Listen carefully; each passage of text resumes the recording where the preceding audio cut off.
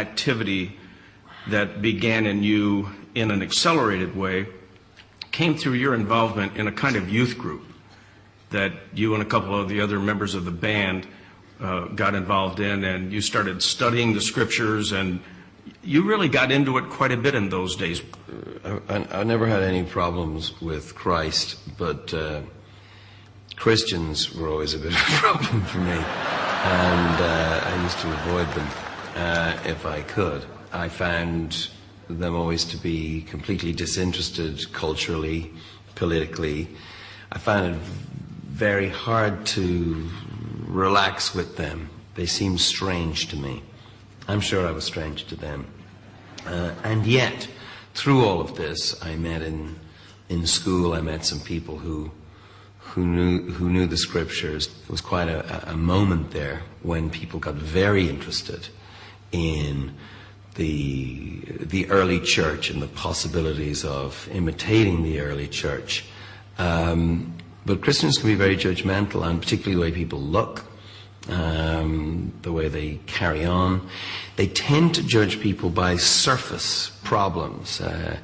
Sexual immorality, these things are the preoccupation historically of the church, whereas, corporate greed or things like that would be never mentioned. I'm pretty sure that, the universe operates by the laws of karma, essentially. And all physical laws do.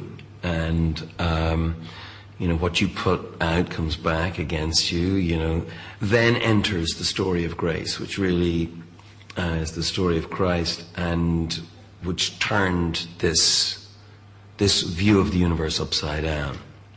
And it's completely counterintuitive. Very, very hard for human beings to grasp grace. We can actually grasp atonement, revenge, fairness, all of this we can grasp. But we don't grasp grace very well. I'm much more interested in grace because I'm really depending on it. Desperately needing it. If I'm living by karma, I'm in big trouble. Waited patiently for the Lord, incline and heard my cry. Lift me up out of the pit, out of the miry clay. I will sing a new song. I will sing a new song. One time, I think it was in an interview, you were arguing the point that you could either believe in Jesus Christ as the Son of God, or you'd have to call him a nutcase, but to just say that he was a good man doesn't work. Yeah, no, Jesus was either, Charles Manson, an absolute nutcase, or, in my opinion, who he said he was. And we are faced with a very difficult choice, therefore, because this man went to the cross, saying he was what had been prophesied about, and that he was God made flesh, and that, that God so loved the world that he tried to explain himself to the world by becoming like us.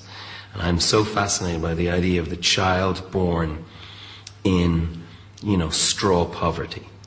For me, there's a poetic power to that. It is a remarkable story, the Christmas story, and it never fails to amaze.